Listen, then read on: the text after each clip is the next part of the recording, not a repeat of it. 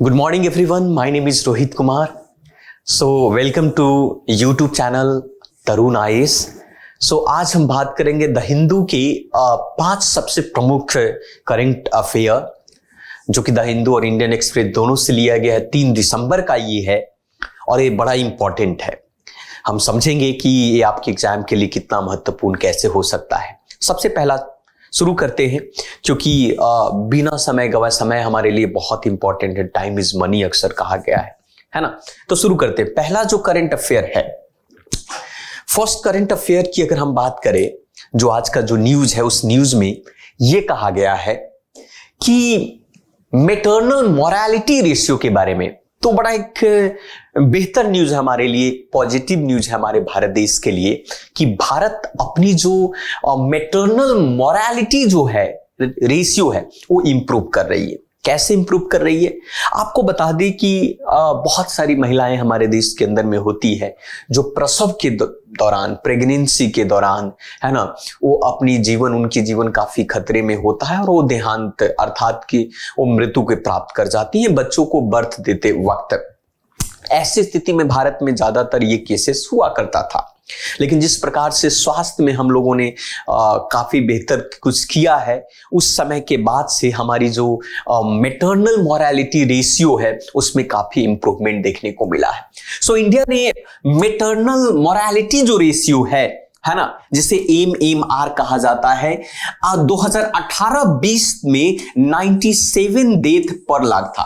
अर्थात 1 लाख महिलाएं जो है जो कि बच्चे को बर्थ देते वक्त 1 लाख में से 97 महिलाओं का डेथ हो जाता था, है ना. पहले जो 2014 से 16 के बीच में ये डेटा बहुत ज्यादा था, बहुत ज्यादा. पहले 130 लोग की मृत्यु होती थी 1 लाख में. अब जो है अगर 2018 से 20 के दौरान में देखा जाए तो 97 महिलाओं का अभी भी डेथ हो जाता है. तो ये थोड़ा सा इंप्रूवमेंट हुआ है, थोड़ी सी, क्योंकि अब जो है अब में किसी भी महिलाओं का प्रसव से संबंधित कुछ भी होता है तो ग्रामीण क्षेत्र की जो आशा होती कार्यकर्ता होती हैं जो कि बहुत अहम भूमिका निभाती हैं, वो आसपास के प्राथमिक अस्पताल में उन महिलाओं को ले जाकर और पूरी प्रॉपर तरीके से सुरक्षित रूप से उनका प्रसव करवाती हैं. तो ये मैटरनल मोरालिटी रेशियो से संबंधित हमारा न्यूज था जो हमारे एग्जाम के लिए महत्वपूर्ण है और ये द इंडियन एक्सप्रेस से लिया गया. अब सबसे पहले इंपॉर्टेंट है कि आपको यह समझने की जरूरत है सर कि what is the maternal mortality ratio. Maternal mortality ratio को डिफाइन किया गया है नंबर ऑफ मैटरनल डेथ से. मैटरनल डेथ का मतलब होता है माताओं का डेथ, है ना. So maternal death during the given time period per lakh live birth. जब महिलाएं बच्चों का जन्म देती हैं उसी बच्चों के जन्म के दौरान उनकी मृत्यु हो जाना ही मैटरनल डेथ कहलाता है. तो मैटरनल मोरालिटी रेशियो का तात्पर्य यहां पर यह है कि देश के अंदर में 1 लाख महिलाओं में कितनी महिलाओं का डेथ होता है, मैटरनल मोरालिटी रेशियो कहलाता है. तो फिलहाल भारत देश के अंदर में 97 है. पहले 130 हुआ करता था लेकिन अब इंप्रूव होकर कितना हो गया आपका 97 हो गया है आपका. तो ये अच्छी बात है हमारे देश के लिए. और India has accomplish the national health policy target for MMR for less than 100 lakh पर लाइफ. तो ये अच्छी बात है. आपके एग्जाम में ऐसे प्रश्न अगर पूछ दे तो आप इसका आसानी से जवाब दे सकते हैं. आगे के बारे में साथ साथ में जब इस प्रकार की बातें हुई, भारत सरकार ने भी टारगेट किया, हमारे स्वास्थ्य विभाग ने भी किया कि भारत आने वाले 2030 तक जो SDG है आपका, है ना, सस्टेनेबल डेवलपमेंट जो गोल है हमारा टारगेट है, उस गोल में MMR जो है मेरे आपका मोरालिटी की बात करते हैं, मैटरनल मोरालिटी की बात है, वो लेस देन 70 पर लाख, 1 लाख में 70 हो जाएगा. जो SDG की जो टारगेट है हम पूरा कर दें. हम सभी जानते हैं कि आपका SDG sustainable development goal 17 target पूरे विश्व के अंदर में दिया गया है. उसमें से एक आपका MMR है जो कि हम 8 राज्य हैं जिन्होंने सस्टेनेबल डेवलपमेंट गोल के टारगेट को पहले से ही अचीव कर चुका है, पूरा कर चुका है. और कहा जाता है कि institutional birth across the country have increase 88.6% इन 2019-21 से लेकर 78.9% इन 2014 टू आपका 16। कहा जाता है कि 2014 से 16 के दौरान में बच्चों का जन्म जो है देश के अंदर में पहले हॉस्पिटल में बहुत कम हुआ करता था 78.9%, लेकिन अब ये दर बढ़कर कितना हो गया 88.6%। मेरा भी जन्म हॉस्पिटल में नहीं, ज्यादातर लोगों का पहले जन्म हॉस्पिटल में नहीं हुआ करता था, वो आपका घर पर ही प्रसव हुआ करता था। तो आजकल जो है ये चीजें डेटा बढ़ती जा रही है ना। तो ये बातें थी इसके अंदर में। आपका नेक्स्ट जो है न्यूज की चर्चा करते हैं, वो इकोनॉमी से संबंधित है। नेक्स्ट जो न्यूज है आपका द हिंदू का और हमारी भारत की अर्थव्यवस्था से संबंधित है, समझेंगे। इस न्यूज के अंदर में दो चीज को मेंशन किया गया है, आप अगर ध्यान से देखें, growth in bank credit RBI के द्वारा ये, और forex reserve high for third week, ये भी आरबीआई का ही डेटा है, क्योंकि आप सबको पता होगा कि जो फॉरेक्स रिजर्व है, फॉरेन एक्सचेंज जो रिजर्व है आपका, है ना, वो आरबीआई के द्वारा उसको मेंटेन किया जाता है, वो उसको टैकल किया जाता है। तो इस न्यूज के अंदर में सबसे बड़ी बात कि बैंक की क्रेडिट में ग्रोथ देखने को मिला, ये आरबीआई कहती है।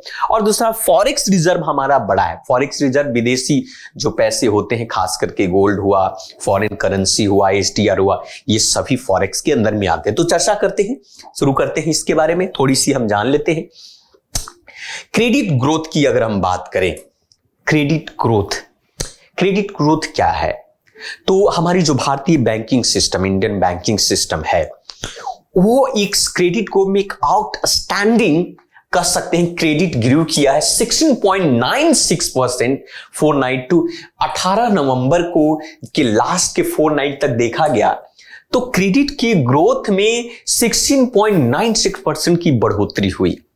अब बैंक क्रेडिट बढ़ा आपका देखा जाए तो 133.29 लाख करोड़, जो फोर्टनाइट एंड तो नवंबर 18 था, पहले हुआ करता था 113.96 करोड़ 19 नवंबर 2021 का तक में। ये रातों रात में इतनी ज्यादा बढ़ोतरी क्रेडिट ग्रो में देखने को मिला।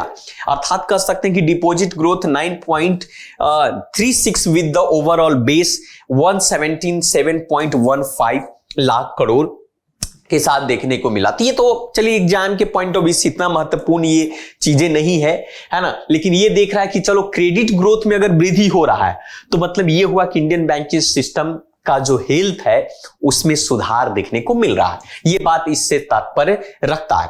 क्रेडिट ग्रोथ का मतलब स्टीडली राइज होना, है ना, आपका, जिसके कारण से इकोनॉमिक ग्रोथ होता है। बोरोवर जो है शिफ्ट करते हैं बैंक की तरफ, आपका ओवरऑल लोन लेते हैं, लोन के बाद उनके इंटरेस्ट को चुकाते हैं, तो बैंक को भी फायदा इससे होता है।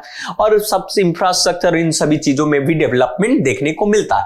लेकिन सबसे इंपॉर्टेंट पॉइंट यहां पर ये आप देखेंगे कि फॉरेक्स रिजर्व आरबीआई के द्वारा टैकल किया जाता है।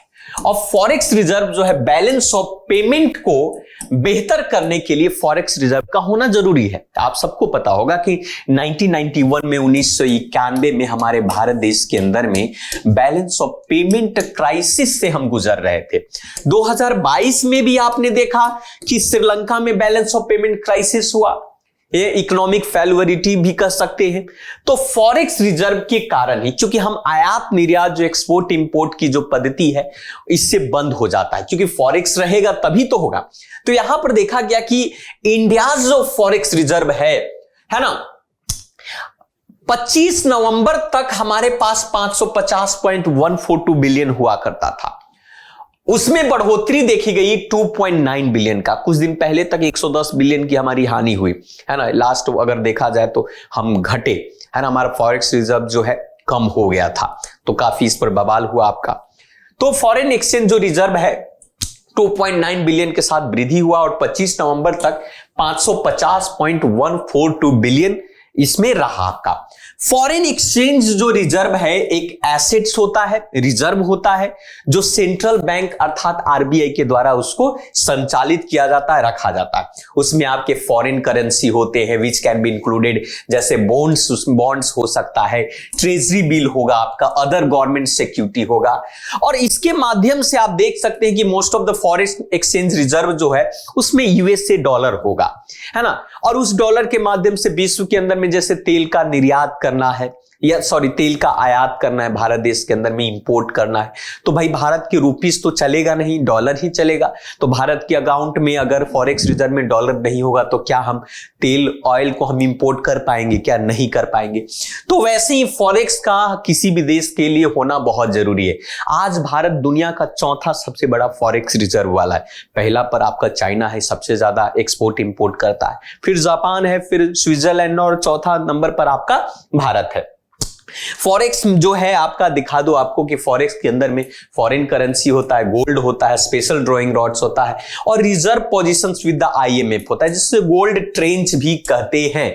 ये 2021 के यूपीएससी में प्रश्न पूछा गया था। आप प्रीवियस ईयर को जब आप उठा के देखेंगे तो ये फॉरेक्स से संबंधित प्रश्न पूछे गए। कई बार प्रश्न आपके फॉरेक्स से रिलेटेड या इकोनॉमिक्स से रिलेटेड आपके पूछे जाते हैं, है ना। तो ये फॉरेन करेंसी से रिलेटेड ये आपका न्यूज था। ये जैसे गोल्ड रिजर्व के बारे में भी पूछा गया है, कई बार प्रश्न पूछे गए, ठीक है।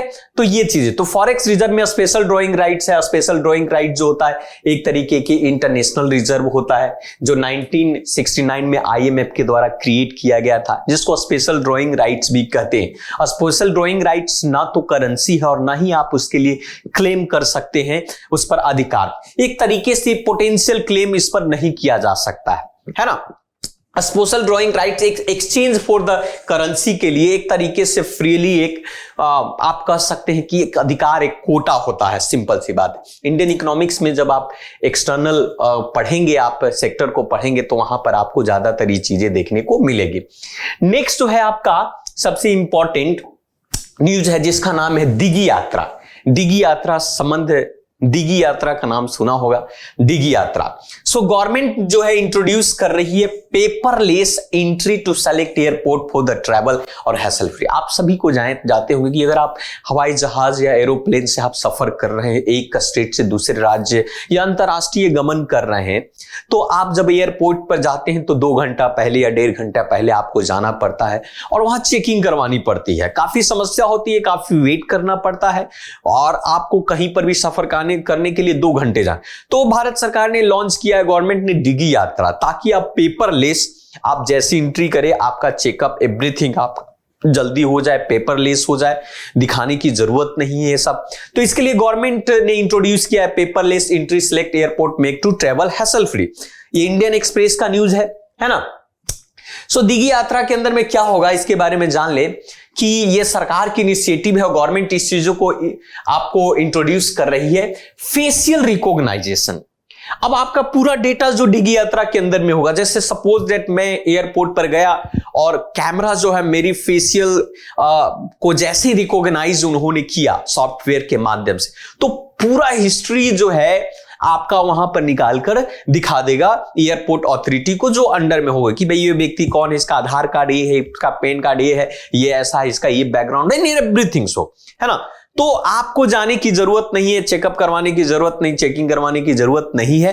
तो ये है ना। तो ये दिगी यात्रा जो है एक सॉफ्टवेयर ऐप है जो passenger need not to carry ID card और बोर्डिंग पास। आईडी कार्ड और बोर्डिंग पास कैरी करने की जरूरत ही नहीं। सॉफ्टवेयर फेशियल रिकॉग्नाइजेशन हुआ, सारा कुछ आ गया कि ये इनका टिकट नंबर है, ये बोर्डिंग नंबर है, ये आपका आईडी कार्ड इनका, ये आधार कार्ड है, ये पैन कार्ड है, सब कुछ हो गया। अब व्यक्ति जो है डायरेक्ट, है ना, और जिसके पास नहीं होगा उसको रोक देगा आपको।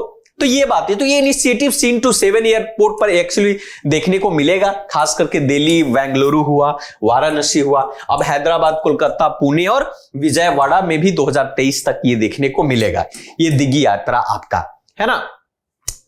स्विगी यात्रा जो है यही चीज है, इसके अंदर में कुछ खास तो नहीं है। हाँ, ये भी पूछ सकता है, मान लिया कि कौन कौन से एयरप्लेन के लिए, तो एयर इंडिया के लिए हुआ, विस्तारा का हुआ, इंडिगो के लिए, डोमेस्टिक नेटवर्क है ना, यूज ऑफ आधार बेस, ये आपका वैलिडेशन होगा, सेल्फ इमेज कैप्चर होंगे, ये सारे चीज उसी में, जैसा कि हमने आपको बता दिया। एक तरीके से एयरपोर्ट पर ई गेट की पद्धति होगी, पैसेंजर जो है has to be first scan to the bar code के साथ, बोर्डिंग के साथ। तो यही सब कहानी इसके अंदर में है।